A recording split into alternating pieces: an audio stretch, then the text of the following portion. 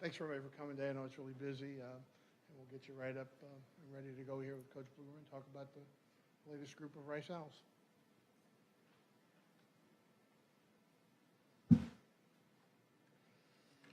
That's exactly right. Thank you, everybody, for coming today. Thank you for making time.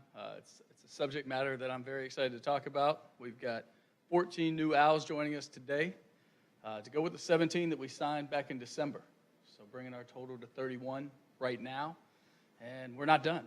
We've got a few more that we're targeting and a few more things that we're working through and waiting on admissions reads. So we're doing a great job right now. Our coaches are doing a great job communicating with these student athletes. And we're just going through the process together. And a couple of them we're still trying to convince of why they need to come to South Main. And we're going to keep working on them. But signing day is always an exciting time. It's great to talk about these kids. It's great to know that we are creating our future with these kids. And they are going to be such a key part of everything we do in this program. I think they fit so well. We put so much time into making sure we scour the nation and find the kids that are right for this special place. I think you'll see when you watch the film that they play with the attitude that we demand. They embody intellectual brutality. They're physical. And then, oh yeah, they care about the other side of campus too. You know, they want to be great and want to excel and really wring everything they can out of Rice University. They're great fits, as I said, for this university, for this football program. As you saw in last year's class, we're not scared to play freshmen. It's absolutely a meritocracy. We will play the best players, and I think that's something that helped us in recruiting this year. The fact that we could point to 21 true freshmen touch the field for us last year, including 11 started football games for us at one point or another in the season, 11 true freshmen. So I think that's really exciting to kids, and they understand and can see that we are telling them the truth when we sit in their living room and tell them they can come in here and earn it. I think when you talk about recruiting, anytime you talk about recruiting, my statement on it is it takes a village, and it absolutely does. And there's some thank yous that I have to make right now because I'm so appreciative of our administration. I'm so appreciative of the resources they gave me and our staff to go out and find kids that are not only good enough students to get into Rice, but they're excellent football players. And they really do meet that criteria. They understand when we sit in their living room and talk to them about being excellent at both. Not only do they understand that they can do it, but they want to do it. They don't want their college experience to be mutually exclusive. They don't want to just be a student or just be a good football player. They want the best of both worlds. And that's exactly what we're talking about. So again, our administration, the things that they've done for us from a resource standpoint, and also in just helping us navigate things on this campus and get in front of the right people. Of course, Dr. Joe Carlgard, Rick Mello, Brian Mann, and Torian Houston. I can't say thank you enough to those people. They've been amazing to me and the staff. Our faculty, we had 5 official visit weekends. We had 3 in December and 2 in January. And every time we asked, the faculty showed up on Saturday afternoons, gave up whatever they were doing, and sat and talked to these kids about why they should choose Rice and about why they wanted them in their programs because they've known and read their resume, seen their academic profile, and think they're a great fit. And they tell the academic side, their programs, they speak about their programs like we talk about the opportunity here in the field. And I think their passion shows up. And it's so different than every other visit these kids go on. To have faculty come in there and say, I want you in my program. I want to be your riverboat tour guide and help you through this program, and then I'm going to help you beyond. And oh yeah, everybody who's graduated from my program left here with a job. I mean, they just have so much powerful things to say to these student athletes, and they are part of our team. These faculty members are helping us in recruiting every weekend that they come. The high school coaches all around the nation, and especially in the great state of Texas, they've been amazing. They've been amazing at helping us recruit their kids, getting us the transcripts we need, helping us in some cases get in touch with a counselor. They've just been so supportive of what we're trying to do, and so much so that not only are they selling us on their kids, they're like, hey, coach, have you seen that kid? That kid's amazing. Go recruit him. And I think some of the relationships our staff has developed with them actually did end up creating an opportunity for us to sign one of the kids we have in this class, one of the ones we're signing today. Talking to John Kay, high school coach at North Shore, about DeBraylon Carroll at Duncanville and what he thought about him, and just to see his face light up about how impressed he was in preparing for him and the challenge of preparing for him and playing him and then comparing him to the other guys he played in Big 6A football all year long. That resonated with me, and it meant a lot that Coach took the time to talk about another player on another team. And he did that because of his relationship with our coaches. The families of these young men that we're signing today, the trust that they put into our staff and into this administration and understanding, that we will foster their sons while they're here and give them back a better version of them when they leave. I think trust is the biggest key I could tell you as I'm making these thank yous. I love the trust that our administration has in me and this coaching staff. I love that these families trust what we're doing and can see what we're doing clearly. I just appreciate it so much. And then lastly, talking about this staff that flew everywhere. Anytime we were asking them to fly somewhere and go check out this kid, hey, go look at this kid, go get in this home. They didn't think twice. They didn't check up. They didn't do anything. We had coaches with that polar vortex. I mean, we had coaches trapped all around America last week, including one trapped in a hotel for 4 days in Buffalo, New York. So our coaches went through it, and while they're going through it and the grind that is, trying to sleep on red-eye planes and everything else, the other people that don't get talked about and don't get recognized are their families.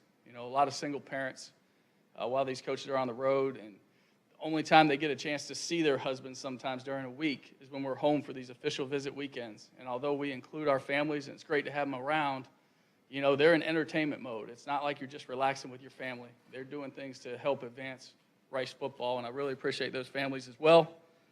And, of course, our recruiting department. It is absolutely, we've seen the fruits of their labor during the course of this year. Our recruiting director, Jeff Barnett, Ethan Russo, James Burnett, John Simmons, and Jerry Pickle with all they do for the program, helping us day in and day out, and Miss Susan, who's always, she's our chief decorator amongst many other things, kind of like den mother, and kind of runs our staff when we're in the office or out of the office. So we really appreciate Miss Susan. What we were looking for in this class, I told you in December, and nothing has changed. We wanted guys that love football and that know how to win. Those were things that were really important as we went through this class, and they had to want everything that Rice could offer. They couldn't just want one piece of it. So I think we found those great fits. Every student athlete we're signing today has been admitted to school, which is a big deal, as you all know, at Rice University. 7 of the 14 we signed today are from Texas, to go with 9 of the 17 we signed early. And it's a well-rounded class. There's guys that were JUCO All-Americans in here. There's a couple grad transfers mixed in. There's All-Americans, All-State performers. There's academic All-State performers. There's guys that are in Boys State. There's guys that are in their theater production at their high school. So well-rounded class. I talked to you about the 31 names that we have total today, committed to come play football for us, and there are those other targets out there. And one thing I want to make sure that I've said is why I appreciate what the recruiting department did so well is they went out there and found us candidates to really come in and to add, at this time, 31 players to our program. That's just huge. It's absolutely huge. And then you take it with the 33 that we had in last year's class, and now 2/3 of the team are guys that we brought in and guys that knew the expectation when they walked in the door and understand what we're all about. And that's really exciting because one thing that I think I've been clear about is, yes, we need to raise the ceiling of talent on both sides of the ball, all across this program, but we've also got to raise the floor. And we're doing that right now. We're bringing in some guys that can help our football team. Even some of the walk-ons in this class are guys that I believe have potential to earn scholarships. And I think it'll happen sooner rather than later. When they contribute to this football team, we will take care of them. That's the commitment I made to them. Talking about this class, jumping right into it, starting alphabetically. Chike Anabogu. He is a safety from Ridgepoint High School in Missouri City, 5'10", 190. We see him as a guy that can also play linebacker, okay, or the Viper safety in Coach Smith's system, a guy that has some position flexibility.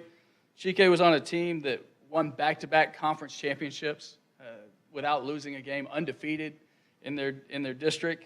He's an academic all-state selection, and in addition to that, he's a semifinalist for the Defensive Player of the Year by the Houston Touchdown Club. So that speaks volumes about who he is as a player and everything we've heard from his coaches is exactly the things that we want to hear. Young man I referenced earlier, DeBraylon Carroll, 6 foot, 285-pound defensive tackle from Duncanville, played in the state championship game. When you watch him, I know everybody is going to talk about a 6-foot defensive lineman right now and talk about Aaron Donald, and obviously that's not a fair comparison. But what he does to high school people is very similar to the things you see Aaron Donald do on the National Football League level, and that is come off the ball and get into offensive linemen before they have a chance to react, and offensive linemen go backwards. And he's got longer arms than you would ever believe as you see him. He was a unanimous choice as the defensive MVP in the district, and he was second team all-academic for the all-state team. The next one on your sheet there is another one that's very, very special to me, and that's Brian Chafin. He's a 6'2", 275-pound center. It's originally from Charlotte, North Carolina, and I recruited him out of there the first time around to Stanford University, and played center for us there. And for 2 seasons with myself and with Coach Ash, we were there, and redshirted 1 and then played 2 under us, and was a short yardage goal line guy and an unbelievable guy to have in the room. And in addition to that, he's a heck of a football player. And I am so thrilled that he's joining us, because not only is he going to help us on the grass on Saturdays, he's going to help us every day that he's here. He's going to help us advance our culture. He's going to microwave it, if you will, and come in here. And I really think that he embodies everything that I want in intellectual brutality and understanding how to prepare to play our game the right way, and how you have to prepare week in and week out. But more than that, just the cultural things that he's going to be able to do. Coming in here, it's going to be the same message from a different megaphone that looks just like the current guys in our locker room, and I think that has a ton of value. So excited to have Brian Chafin. He was a 4-star recruit coming out of high school and played in the Under Armour All-American game, and also played against Rice in 2016 and 2017, so some of the alumnus may remember him there. Also, as we talk about winners, his high school team won the state title 3 out of his 4 years in high school. Next up is Connor Hughes, a 6'2", 300-pound guard from Cinco Ranch, right down the road in Katy. Second team academic all-state selection, a guy that's been around our program, has proven to us how badly he wants to be here. Came to every camp we had, anything we asked him to come to, he came to, as well as practices. He was at spring ball practices. He was at walkthroughs we had last fall during training camp when it opened up, recruiting opened up for that week in August, to the point where he was standing in the back when Coach Ashfield was doing a walkthrough with our current players, and one of them missed an assignment, and he knew the right answer. That's how smart this kid is and how much he wants to be here and learn our system. Next up is a 6'1", 280-pound guard named Jerry Johnson III. He's coming to us from Treasure Coast High School in Port St. Lucie, Florida. His daddy, Jerry Johnson, played on a couple of those teams I had the opportunity to coach on at Florida State back in 97 and 98. Was an unbelievable nose guard at Florida State during that time. I believe this stat's right. He was the first person in Florida State history to bench press 550, and ended up playing in the National Football League as well as the Arena Football League as his career went on. But very excited to have Jerry Johnson III. Played guard and center this year, member of the National Honor Society. And here's a cool stat for an offensive lineman. Just, we always think of those guys as being cerebral, but you don't hear this very often. He is graduating high school with an associate's degree. So he has taken so many dual enrollment hours that he is getting that degree as he walks. Next up is a quarterback in this class, Giovanni Johnson, 6'3", 275, or sorry, that would be a lot. 6'3", 203-pound quarterback. He is in the mold of these dual-threat quarterbacks that we all see and that Houston's become accustomed to watching on Sundays. And he's really an unbelievable athlete. Some of the accolades he received was Central All-State selection this year. He was Air National Guard Scholar Athlete of the Year. And as you talk about a dual-threat quarterback, you're like, does he throw it? Does he run it? Well, this kid legitimately does both, the meaning of a dual-threat quarterback, and he accounted for 52 touchdowns this year, which is a heck of a number. So we're excited to get Giovanni on campus and see all that we can do with him. Next up is Isaac Klarkowski, 6'2", 275-pound defensive lineman from Green Bay, Wisconsin. Listen to this stat real quick. He earned all conference and all regional honors on both offense and defense. And then he was a semifinalist for the Joe Thomas Offensive Lineman of the Year award in the state. So we are excited to have him. He's a 4-year letterman in wrestling with over 100 career wins. So a guy that has done a lot of cool things, playing on both sides of the football. And we're going to start Isaac out on the defensive line. Next up, you see it as Edmund there. He goes by EJ Lalu. He's a 6 foot, 205-pound linebacker from Redwood City, California. Junipero Serra High School of the GOAT, of Tom Brady. And his coach, Patrick Walsh, has been a good friend of mine for years. Just told me we had to take a look at this kid, and I'm so glad we did. He's a speed-to-contact linebacker, guy that plays on special teams right now.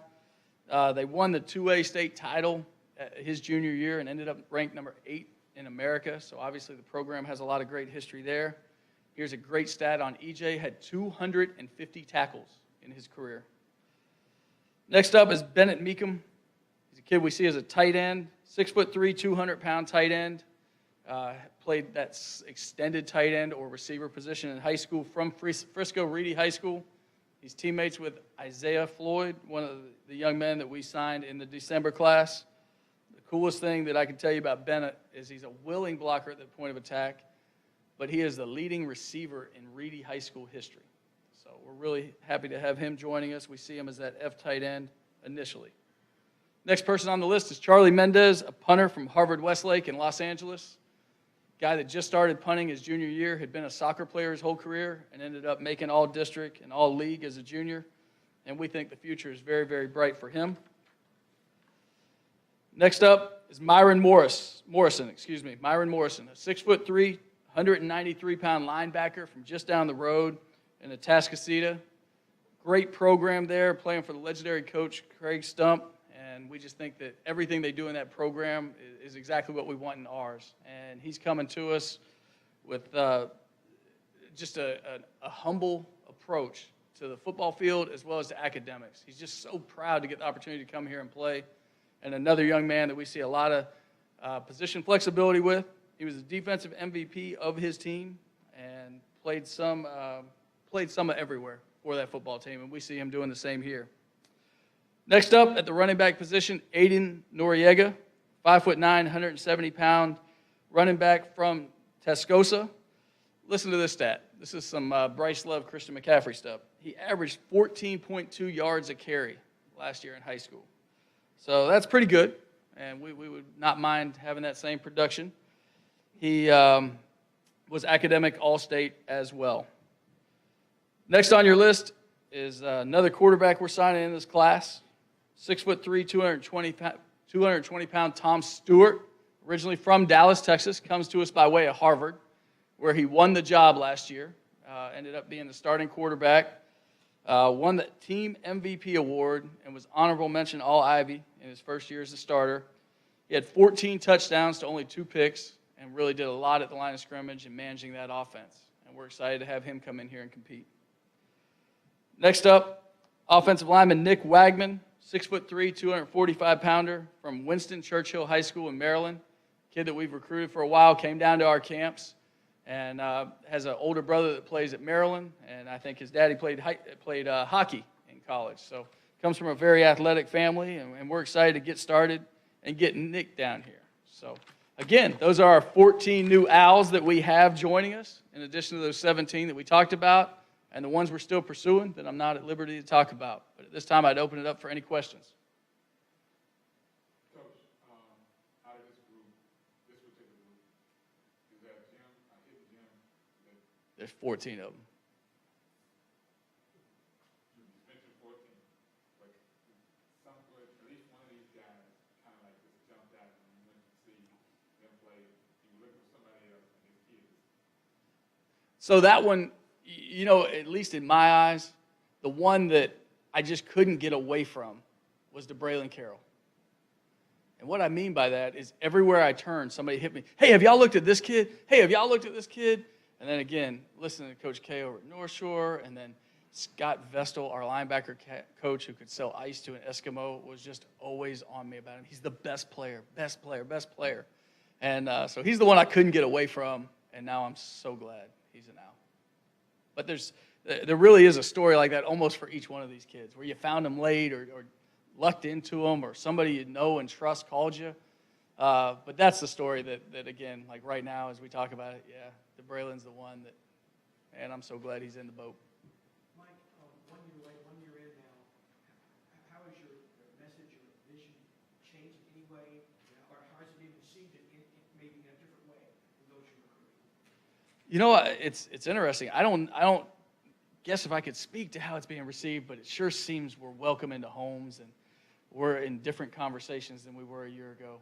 You know, and we spent a lot of time the last 2 days reviewing some film of 2020s and really getting started with that class. And the excitement as we talk to these kids about what we're doing here, it's awesome.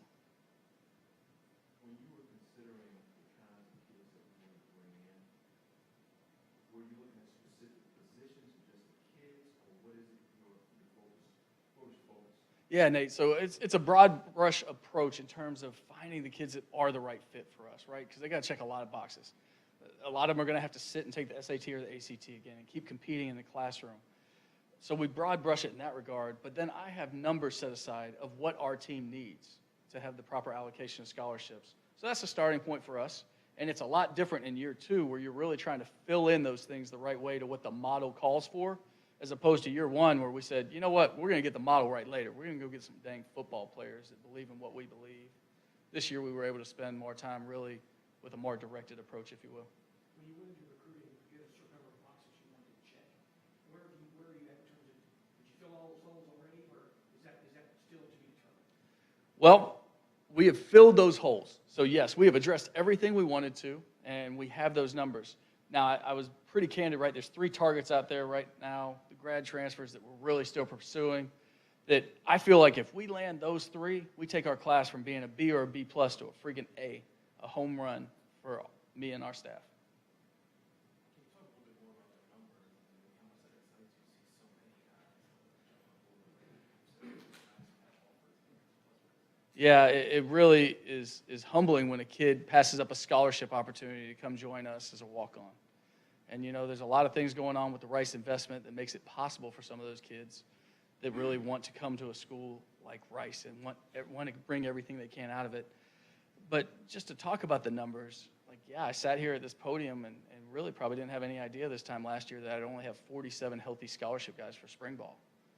And so the changes that we've been able to make and to think that we're going to come into training camp next year at the 105 or maybe even the 110 number that the NCAA allows us to is such a great compliment to the staff and everybody in the administration working together. You mentioned earlier about the freshman hit the field last season, the guys standing there. Me personally, if Coach Walker said, you have a freshman, you got a shot.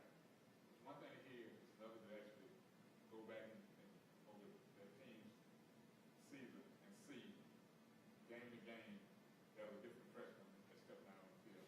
How much was that a big eye-opener to the kid and the parent to saying, okay, let me really listen to what he has to say?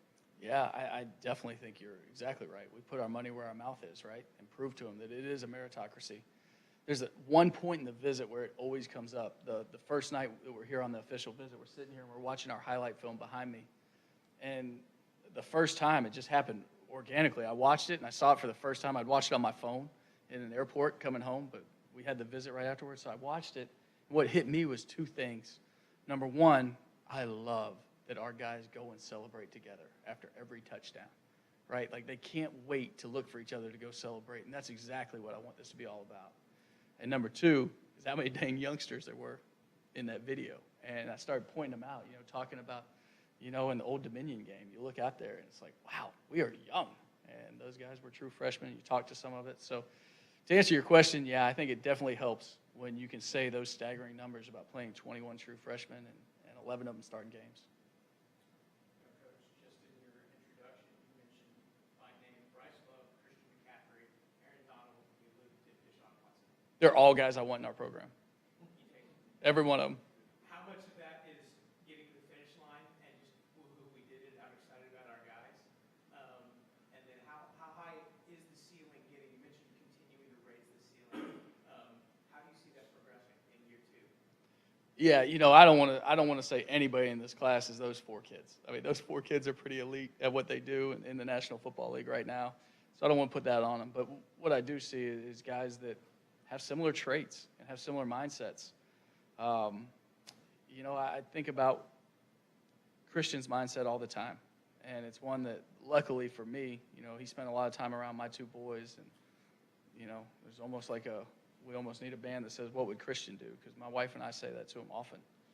And so when I meet one of these young men that has that mindset and that look in their eye and that chip on their shoulder, it excites me. And there's a lot of kids like that in this class. Coach, I know you have big expectations for your freshmen. I want to ask you in particular about 2 of them, Giovanni Johnson and Dennis Meekum. I don't know what the plans are for them, but can you kind of talk about those 2 in relation to what you expect? Yeah, Giovanni is going to come in here and compete for the quarterback job. I mean, bottom line, he's a talented kid that had a lot of opportunities to go other places, and he picked us because we guaranteed him he could do that. Now, could he go start at safety? Hey, I bet. I'm not going to say that he can't do anything. He's a pretty freaky athlete. But we're going to try him at quarterback, and whatever role he earns, whether it's a starting quarterback, whether it's a gun run quarterback that we're going to plan a few snaps a game for him to carry the ball, or if he's got the best arm and he's our Hail Mary quarterback. Whatever he earns, he will get, but he's going to start out at quarterback. For Bennett, the challenge at the tight end spot is you have to learn the whole offense, much like the quarterback spot. It's just a lot. So he's going to have to really get his head in the books in terms of our software that we're able to get these guys, our virtual playbook and huddle, and let them really get a crash course in that so they can come in. Because those guys are asked to do so much in the run game, so many different things in the run game. And then, of course, understanding the whole West Coast passing game that Coach Mack draws up. They've got to have a perfect understanding of both or they can't play. So, but yeah, the role for him would be come in and catch balls down the seam and make those plays that he made all through high school.